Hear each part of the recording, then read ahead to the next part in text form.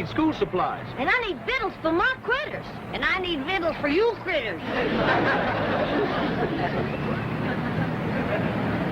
I reckon I might as well draw out enough money to last us a month or two. Reckon $10 will do it. I never could sleep a wink with all that money in the house. I told you not to drive with that hangover.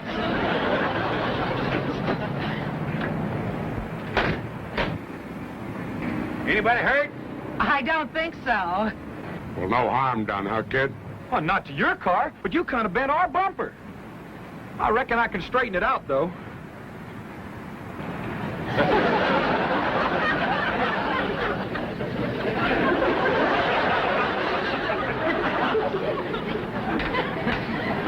Atta boy. You going in the bank, old-timer? Yes, sir, I was planning to. Well, come with me. They know me here. Maybe I can do you some good. I hope you'll forgive my stupid husband. Had a bad day yesterday with the nags, and he got stoned last night.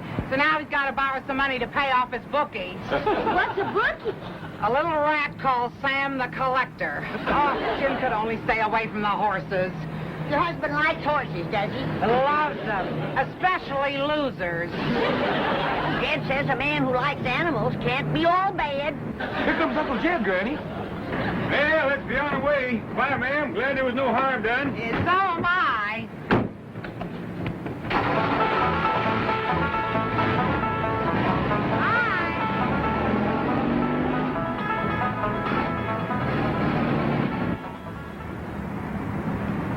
What happened to you? Fall down in there?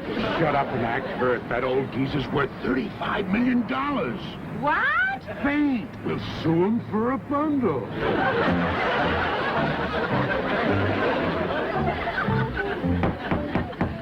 Case of Johnson versus Clampett. Are the plaintiffs ready? We are, Your Honor. Are the defendants ready? Mr. Clampett, Yes, sir? please rise when addressing the court. Yes, sir. Your courtship? Your Honor. Oh, just call me Jed. Mr. Clampett, let me warn you that any attempt at humor will be dealt with severely. You're being sued for $100,000. Do you consider that funny? No, sir. Very well. Are you represented by counsel? Am I what? By who? You have an attorney. A lawyer. Oh, no, sir. I see. You're appearing in pro per. You any objections? No, Your Honor. Not hearing no objection, I'll permit your defense. Well, thank you, sir. For the plaintiffs will make his opening statement. Thank you, Your Honor. Although my clients, the Johnsons, are really in no condition to appear today, I have persuaded them to come to court so that Your Honor can see the carnage wreaked by this criminally careless family of hoodlums. Oh, excuse me, young feller, but our name ain't Hoodlum, it's Clampett. That's all except Granny, she's a Moses, and Jethro, he's a Bodine. He's my cousin Pearl's boy. Pearl's back home right now with Jeth Reed and his sister trying to get her married. She's 18 and still single. That is enough. That's the way my cousin Pearl feels. A girl passes 18 and her chances of getting a husband. Mr. Clampett, will you please be quiet? Now, I'm going to excuse this outburst because apparently you're unfamiliar with court procedure. However, one more infraction and I will hold you in contempt. You be seated. Proceed, counsel. As I was saying, Your Honor, I have prevailed upon my clients to appear today, although at the cost of great personal suffering to themselves. Bailiff, if you please.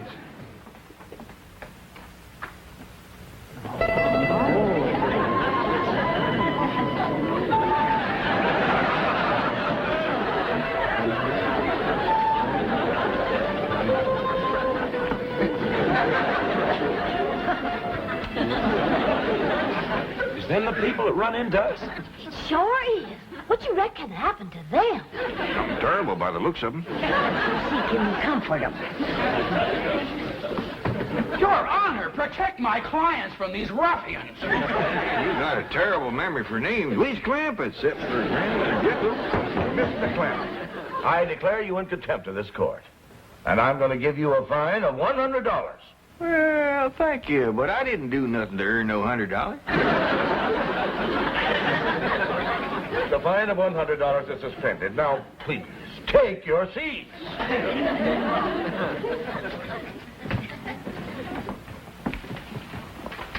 Kid, where's the $100 he promised you? Didn't you hear him, Granny? The judge spended it. What right he got spending your $100? Order in this court. The attorney for the plaintiffs will proceed. Your Honor, the maimed and broken bodies of my clients speak more eloquently than any words of mine in condemning the criminal actions of this lawless family. What'd he call us that time? Lawless? I know a family named Lawless. Awful nice folks. Raise pigs. You will prove, Your Honor, that on the day and date set forth in the complaint, said defendants did willfully and maliciously crash into the plaintiff's car, inflicting upon the bodies of the plaintiffs numerous and grievous injuries, for which we ask the court to award damages in the amount of $100,000 to said plaintiffs. He can't even remember the Johnsons. He keeps calling them the plaintiffs. There are two ways about it. When it comes to recollecting names, that young feller's pitiful. I want you to tell the court in your own words exactly what happened. Well, Mrs. Johnson and I had just driven up to the bank where I hoped to borrow some money from my favorite charity, the Horse Lovers of America. And although we've been married for 20 years, Mrs. Johnson and I are still very affectionate. Proceed with your testimony, Mr. Johnson. Well, being affectionate as we are, we sat in the car for a few moments to speak of our love. I love you, Jim Johnson. I love you, Mabel. What other man would borrow the money to help those poor old horses on their way to the glue factory? I do what my heart tells me. Mabel! What is it, Angel? There's an old truck careening down the street out of control. Oh, Jim! He's heading straight for us! Well, have no fear. I'll protect you, darling. And that's the last I remember, Your Honor. Those monsters crashing into us in an alcoholic stupor. Honor, please. Court is recessed for 10 minutes. Who you reckon smacked into them people like that? I don't know, but they was driving something called a stupor. What do we drive, Jethro? I ain't sure, but I think it's called a Stutz. If we wasn't there, we could have helped them. Excuse me, mister. How do you get to the playground? Playground? Oh, yes, sir. He just called recess.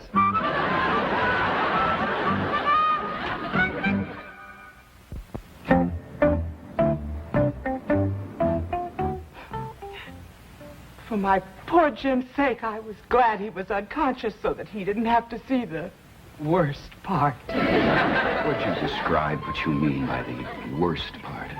Well, you see, the impact threw my husband out of the car. There he lay on the street, broken and bruised. My precious darling. Did those insensitive beasts care? No. They actually seemed happy about it. Let's back up and hit him again. That one about knocked him 5 feet in the air. Why don't you learn how to stay out of people's way? You girls, look what you've done to my husband. I'll bring him around. If this don't bring him around, he's dead.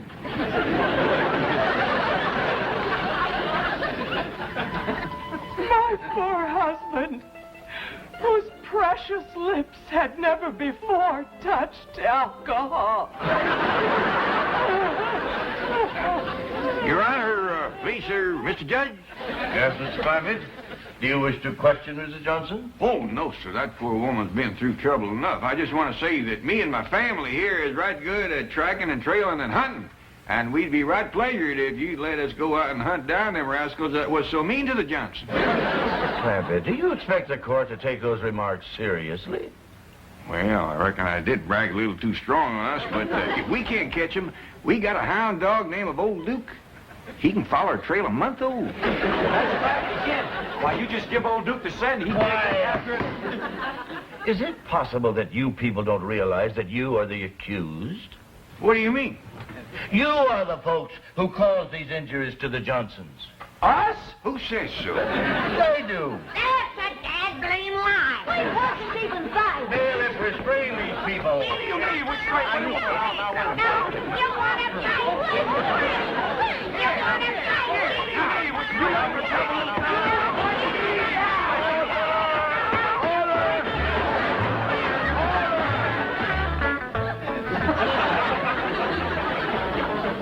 If you ask me, this is a heck of a place to spend recess. That fella said he put us in here to cool off. It's hotter in here than it is in there. Well, there's one good thing. He's going to give each one of us $100. Fine. That's what I say. Fine and dandy.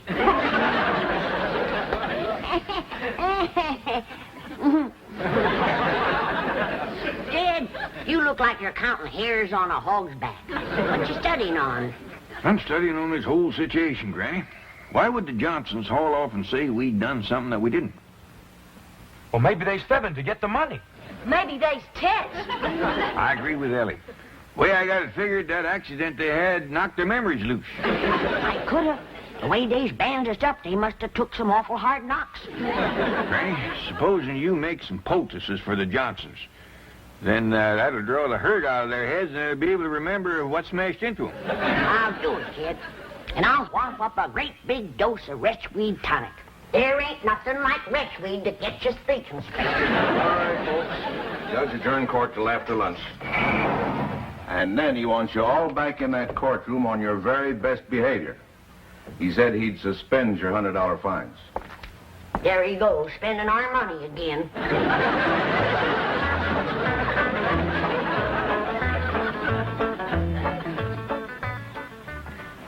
I'm going to ask the court for a judgment by default. Those hillbillies aren't coming back. They probably left town. Hope we didn't keep you folks waiting. We hurried the best we could. Didn't even stop to eat. For a piece over at our place. Granny got a lot of fixing to do. And you're going to feel a heap different when I get done with this. How dare you threaten my clients? Quieten down, little man. Ain't nobody threatening nobody. They're back, Your Honor. All rise.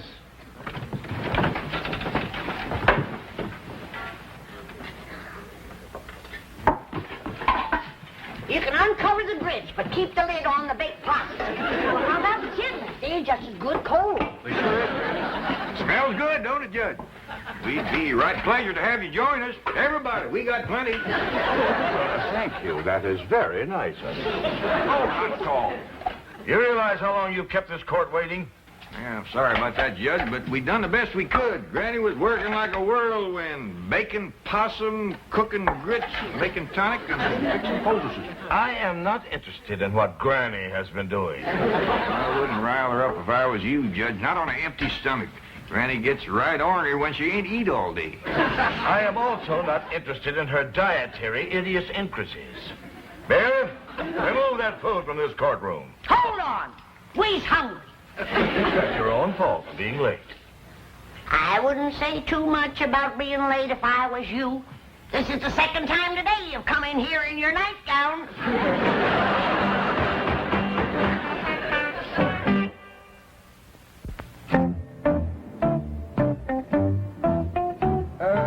Tell me, Jethro, do you like to drive that old truck?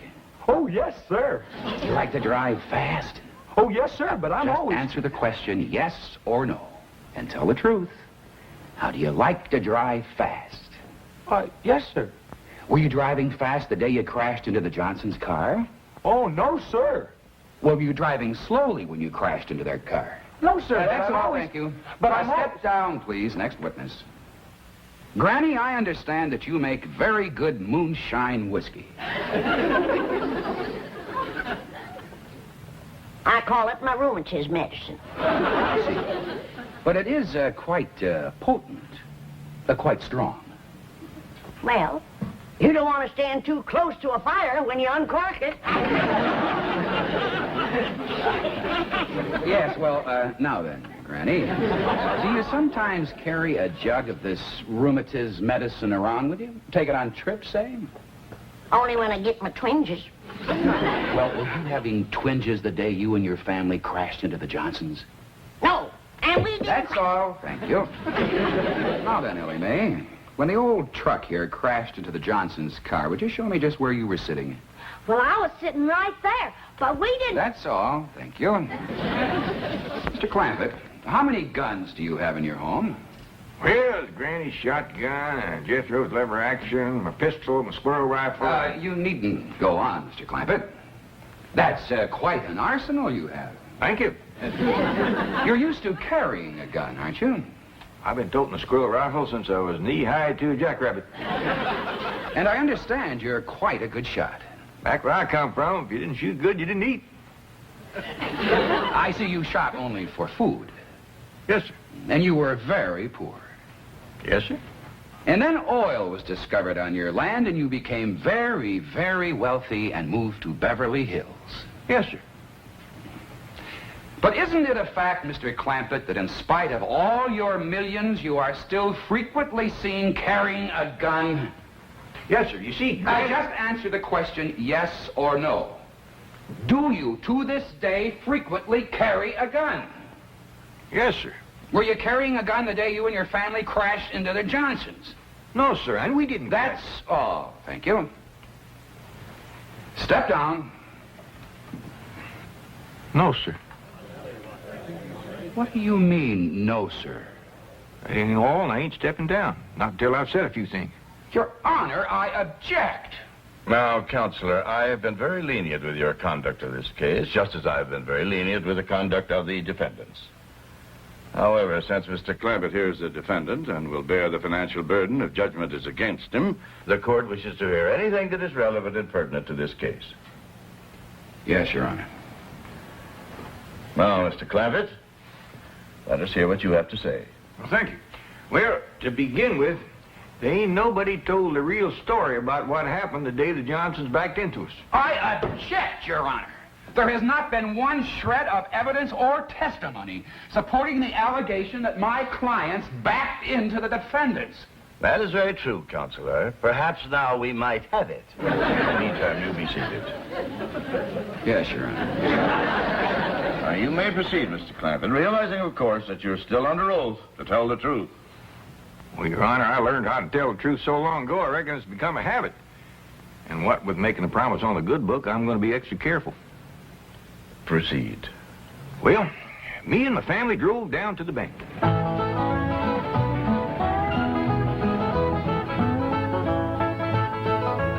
And then we drove on home, and that's the last we seen of the Johnsons till somebody come to the house and told us to come down here to the courtroom.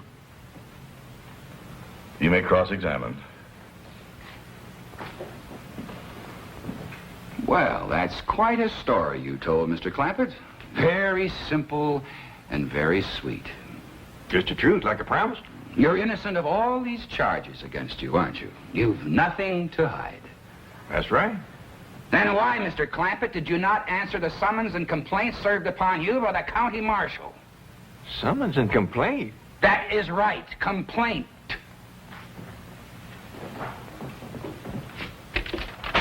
This is a complaint, Mr. Clampett. In fact, it's a copy of the one delivered into your hands. Is that a complaint? It is. Why didn't you answer it? Would you mind reading that first line there? The people of the state of California send greetings to J.D. Clampett. That just didn't seem like no complaint to us. And as for Aunt, well, Jethro says there's pretty near 18 million people in California. We just couldn't hardly see how we could get around to greeting them all back. Any further questions? Not right now, Your Honor. Court will recess for 30 minutes, after which we'll hear final argument.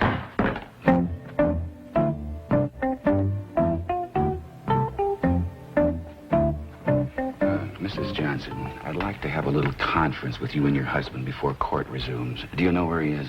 Probably out calling his bookie. Dr. Bookman. Another thing, you told me your husband was a teetotaler.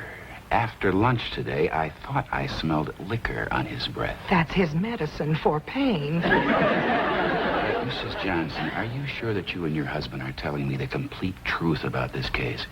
What do you mean? Are you siding with that millionaire against us poor crippled people? Bodies all aching and racked with pain? It's just that Mr. Clampett's story was very convincing. And there were no witnesses to the accident. You told me we didn't need any witnesses. You said because they didn't answer the complaint, we didn't have to bring in any witnesses. But you mean you could have brought in witnesses? All you want.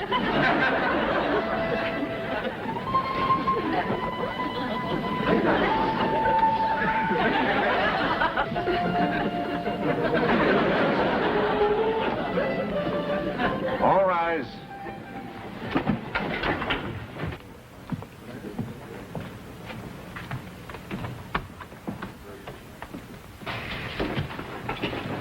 Counsel for the plaintiffs ready for his final summation? Yes, Your Honor. Your Honor, sir, Mr. Judge, could I say something that might save us all a lot of time? You any objections? No, Your Honor. Proceed, Mr. Clampett. Well, sir, if it's all right with you, I'd like to go ahead and give that $100,000 to the Johnsons. Do you admit the claims made by the Johnsons? Well, no, sir, it don't. But he deserves the money, and I can afford to give it to him more if he needs it. Would you mind telling the court why you think he deserves it? Well, Your Honor, I got a daughter here, Ellie Mae, and I reckon she means more to me than just about anything in the world. And during the recess, when I seen Mr. Johnson with his daughter and seen how much he loved her, just like I do Ellie Mae, well, it kind of tore at my heart. What daughter? Shut up. There he was in his wheelchair in that little room across the hall, and in walked this beautiful girl with the long red hair, and I knowed right away she was his daughter because she walked up to him and she says, "How's it going, Daddy?" Judge, Your Honor, with no nurse to help him, that brave man got to his feet and stood there straight and tall so she wouldn't see he was suffering. And he hugged her and he kissed her, and right then is where I found out she was a heap like my daughter, fond of critters.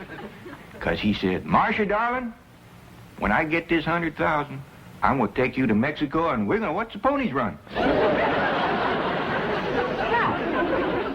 Run up for that. Your Honor, these developments surprised me as they did you. I asked to be relieved from the case at once. Request granted. This court finds for the defendant. Bailiff, bring those plaintiffs back into this court immediately. They're to be held for perjury.